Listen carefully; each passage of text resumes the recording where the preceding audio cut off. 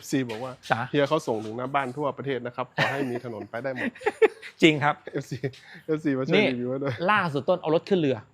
เคยเจอไหม เข้ารถขึ้นเรือ เอารถเกาะพะงันไหมต้น ขอบใจครับ เอารถเนี่ยลงไปขับรถลงไปถึงใต้ แล้วก็เอารถขึ้นเรือแล้วไปส่งบน ใช่ เกาะ ใช่นี่ไง FC บอกว่าส่งพังงานไหมครับ ส่ง เอามา ส่ง มาพี่นะ มา ที่ไหนก็ไปเลยพี่นะ ขอให้มีทางขอให้มีเรือข้ามฟาก